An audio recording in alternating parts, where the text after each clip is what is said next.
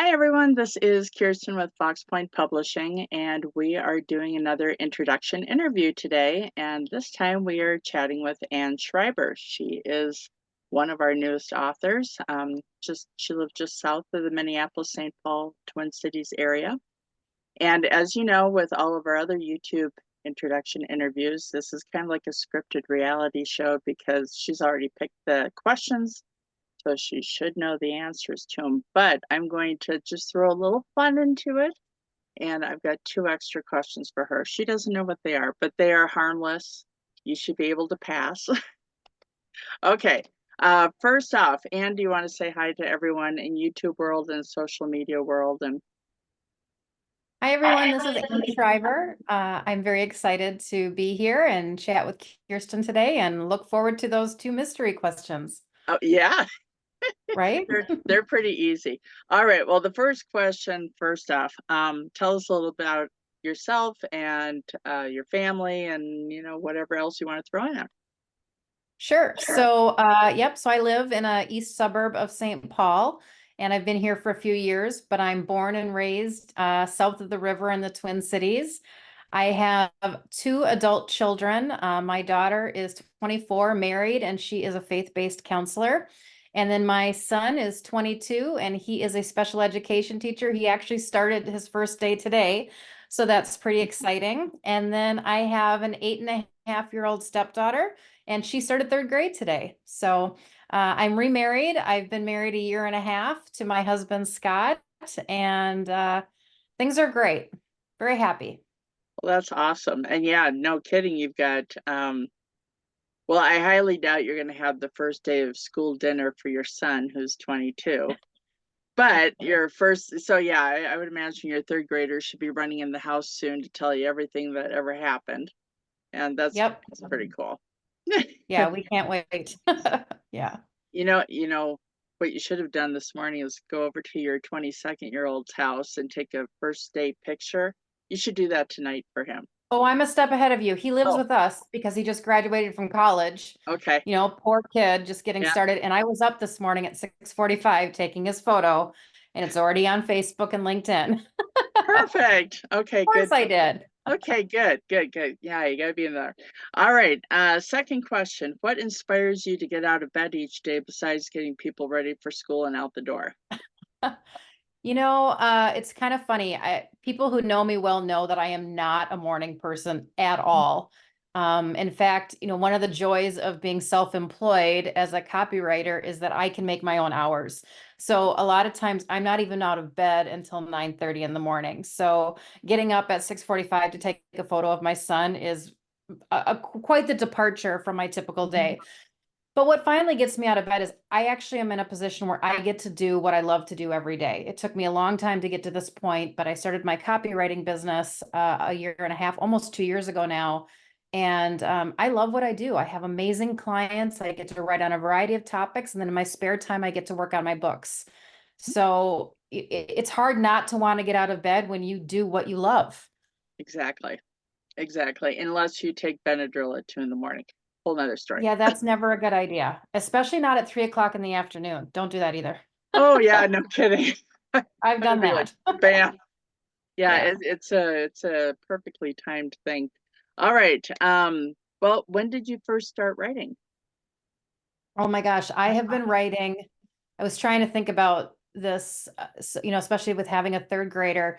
My earliest memories of writing are probably in the fourth or fifth grade. Mhm. At recess, I was the kid. I did not like to go play on the swings or the jungle gym. I hated recess unless it was an indoor day. Mhm. So I had one of these little spiral bound notebooks about this big and these pencils that you would add the leads that my mom had given me. And I would sit against the school building and I would write short stories. Mhm. And I actually can't remember a part of my life where I wasn't writing either for myself or for other people or the businesses that I worked for. And we could spend probably 2 hours talking about all the different writing I've done over the course of my life and my career. But that's how young I was when I got started. Mhm. Do you have any of those? This isn't one of the surprise questions, but do you That's have okay. all of that writing still left from, or the majority of it? My dad actually has a box at their house with some of my old notebooks. The older, as I got older, probably more middle school. And then in high school, we got our first computer, and then it was all digital from there. But he also has those old floppy disks, with Mhm. the holes in the middle, that there's stories on there that he keeps, giving me a hard time that I should bring out and try to get them off into a new system. But they're based on 80s hair, 80s clothing. Well, So they would require a bit of an overhaul. And it would probably be, not about world problems today. People would probably be reading about it and like, this hasn't happened in 30 years. Nope, it hasn't. well, So it would be called nostalgia. And it would be nostalgic writing, historical exactly. fiction. Historical fiction, exactly. Yeah. There you go. Yeah. Um, all right, let's see here. Number 4, what is the story behind your latest book? And actually, you've got 2 latest books, so you can fill us in on both of those. Right, right. So my first book is called Perseverance Reinvention. And this is a book that a lot of people encouraged me to write. I went through a pretty challenging divorce in 2019 after 23 years of marriage that I wasn't expecting. And it was a difficult marriage. The book, I actually don't go into a whole lot of the detail, but you can kind of figure it out as you read. And it was really intended to be a way to help other women who are going through difficult times know that you can go through the worst thing in your life and you can persevere, you can get better, you can reinvent yourself. And and then it takes you through the reinvention, which actually included starting my copywriting and content writing business. And it's really just about giving hope and inspiring others to not give up. And there are others that have been through what they've been through, and you can persevere. That actually led to my second book, which is more of a business focused book about the top 10 mistakes I made my first year as a copywriter.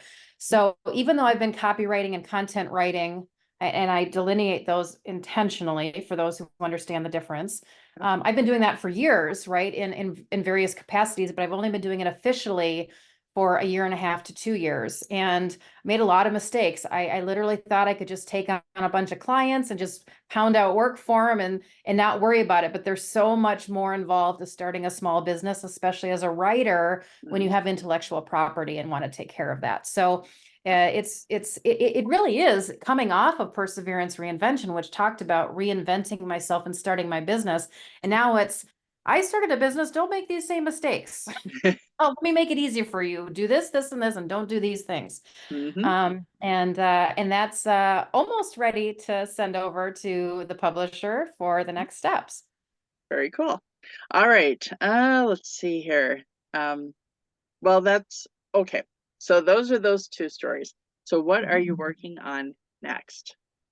Um, well, I'm brainstorming on a couple of different books. So I mentioned that I have an 8.5-year-old stepdaughter. Mhm. And I'll be honest, 4 years ago, never imagined I would have more children, Mhm. or stepchildren for that matter. And so, when I met my now husband, he came with a 5-year-old. Mhm. And it has been just such a journey of joy, of love, of frustration, of love, and trying to blend families, especially with that big age difference with my children and her, and seeing how we can all work together. And so it's funny, there's no manual out there for stepmoms, Mhm. especially stepmoms that are also moms. Mhm. And I'm a stepmom to a child who has a wonderful mother. Mhm. So I'm not replacing anybody. I'm just this extra woman in her life. And so it's made me start thinking about, what resources do I wish I had had, 3.5, 4 years ago to help me navigate this better. And then how can I also help little kids understand that stepmoms, we're not the evil stepmothers. We love you, and we love you by choice. Yeah. Right. And so I've got thoughts about a manual for stepmoms from a stepmom. And I'm thinking through my head about a fiction read about the relationship between a stepmother and her stepdaughter. And then Okay. maybe even a children's book or two, just helping kids understand that some kids have moms, dads, stepmoms, and stepdads, and Mhm. that's okay. And they just have more people to love them. Exactly. And more Christmas presents. And oh, and a lot of Christmas presents. More birthday and Christmas presents, Yep, exactly. yep, Um, exactly. All right, let's see here. Okay, here come the two surprise questions. Okay. First one, how do you get past writer's block? Oh my gosh, it's funny. I have written on that topic Uh-huh. multiple times for my own blog as well as clients who've asked me to write on that. And it's tough. But I have learned a couple of things really work. One is just to walk away. Mm-hmm. That to sit there staring at the screen, all it's going to do is cause frustration and it's going to put words on paper that you really don't want to deliver, whether Mm-hmm. it's for your book or for content for someone else. So it's just walk away, go do something different. Like right now, my son is living with us because he just graduated from college. He has a dog down here. Take the dog for a walk or Yeah. get outside and get some fresh air. Go take a nap Mm-hmm. or read a book. That's another Mm-hmm. thing that it's interesting. Again, this is another conversation we could have and spend hours on Mm-hmm. my journey with reading. But sometimes, reading a couple of chapters of a book, even if it's completely different than what you were working on, can spark those words and can get those words and ideas generating in your brain. And then the last thing I've told people to do is just to write a bunch of crud. Mm-hmm. Just start pounding out stuff. What's in your thoughts? Why are you frustrated? Why are you mad? And then after a while, that turns into prose. And all Mm-hmm. of a sudden you actually have the content that you were looking for, or a great blog for your own blog. Exactly. And actually, this is like one and a half questions. I just thought of another one while you were talking. Now you have a blog or a vlog or both for your writing. I do both. So I have a Okay. blog on my website. So my Okay. business is copywriting for you, and I have articles out that are intended for either clients or other aspiring content writers. Mm-hmm. And then earlier this year, I kicked off a vlog, which is really, it's talking about that first book, Perseverance, Reinvention. I love visiting little free libraries Mm-hmm. wherever I come across and dropping off a copy of my book and videoing that. Yeah. I've done some videos recently on what I read. So yesterday I had what did I read in August? Mm-hmm. And just varying topics, or sometimes people will ask me a question. I'm like, I should record myself talking about that. So, what you can't see in here is that I actually have the vlog set up. I've got the big microphone, the camera, the ring light, all the stuff, All the stuff. right? So Okay. it's just been a way to augment because people learn and take in information in different ways. And though, my preferred mode of communication is writing, Mm-hmm. video really resonates with people, right? And sometimes they don't want to read that 1,500 word blog. They just want to hear what you have to say in 30 to 60-second increments. Pretty much. All right, so it's copywriting for you corp.com. Yeah, that's what my email says, Court, but the business is technically copywriting for you. And you can go out online, you can search for it, it's indexing, so you Okay. can find it out there and check the services that I offer and read some of those blogs. Okay. Well, I will make sure that that's connected on your webpage, and then I will also put your link down in the description of this video to help That's great. help you and network and get a bigger audience. All right, That's great. here comes the official second question. Okay. Let's see. Where did it go? Oh, never mind. Just go with it. What does your okay, well, you kind of answered it. What does your writing area look like? So is that your desk that you write at with all the video stuff and such? Yep, I'm here. I'm sitting at my desk. I've got a bookshelf with my books and stuff that I like to read. I've got Uh-huh. my desk with all the vlogging equipment, and then behind me I have just kind of a comfy chair with a little, footrest and a blanket. If I ever just need a different change of pace, or Yep. like you said, dealing with writer's block. Mm-hmm. So we've converted one of the bedrooms in our house into my space, and Cool. the rule at the house is if the door is closed, can't come in. Yeah, Right. exactly. I'm super invested in my work, or I'm talking to someone, Right. doing an interview or whatnot. So Yeah. it's a nice cozy space. I love it. Do you have like any little tchotchkes, like little troll dolls or anything that you collect that you put on your desk for? Um, so my stepdaughter and I share a love of penguins. Okay. And so I have a couple of her little penguin toys in here and some that I had collected before I met her. I have a thing for owls. My dad's my dad's mom was huge into owls, and Uh-huh. she really inspired me. She's just, if you ever think of a what a grandmother should be, she was the epitome of that. And so Uh-huh. my stepdaughter made me this little pen holder. It's a Lego owl Oh, too cute. that sits on my desk with some pens in it, and a few, and of course pictures of my kids. I love being surrounded by pictures of happy memories. Oh, yeah. So yeah, Um, on that thing of the owls, have you been to the Owl Center down in Houston, Minnesota? I have not. All right. So that's your mission. Sometime Okay. before 2024 ends, I'll send you the link, but it's like Owl Yeah. Center or something in Houston, Minnesota. Oh, All send right. it to me. Now, I'd love to check it out. yeah. The last official question, when you're not writing, how do you spend your time? Well, when the 8-year-old is with us, we're pretty busy. Yeah.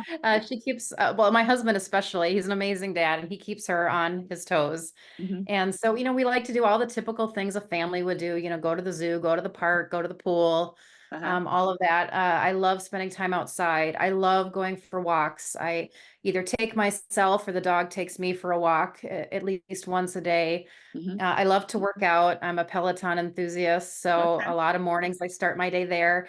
And I just got back into reading, and I actually took a 5-year hiatus from reading because after my separation from my first husband, I found books to be triggering, Yeah. which I do talk about a little bit in my book. And, for anyone who's been through that, triggers, they can throw you off course in a big way. And I just started reading again, about 3 months ago, and now I can't read enough. So I've never been a big TV watcher. Netflix, I love to binge watch, but I don't like waiting every week for the next Yes. episode to come out. I want to watch it all now. Yep. And I love reading books before the movies come out, that kind of stuff. So I've rediscovered that passion, and it's great. And of course, spending time with my kids, my older two kids, Yep. when they'll give me the time, I'll take it. Yeah. So yeah. Well, Hmm. very cool. All right. So that is, those are all the questions that I have for Anne. Anne, do you want to throw anything else into the mix? The stage is yours. Anything else?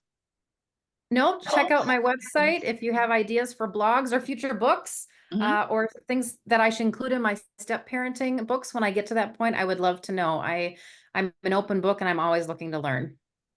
Marvelous. All right. Well, you can find more information about Anne not only on her website, which like I said, I'll include the link in the description below here, but also foxpointpublishing.com/author hyphen and hyphen Schreiber. And again, Fox Point is FOXPOINTE publishing.com. The E is only there because we're fancy. That's, Yeah, there you that's, go. that's And the main Schreiber reason. is E before I. Yep. E before I, if you S want to find me. Schreiber. So, and even if you don't remember her name offhand with that Fox Point, just click on the professional, scroll down, you'll see her lovely picture. Click on it, that'll take you to her webpage and all that. So, thank you very much for joining us today. I would imagine between here and the end of 24, we might have 2 or 3 more author intro interviews that we'll be doing. And so we will chat with all of you guys later. Have a lovely day in your neighborhood. Bye.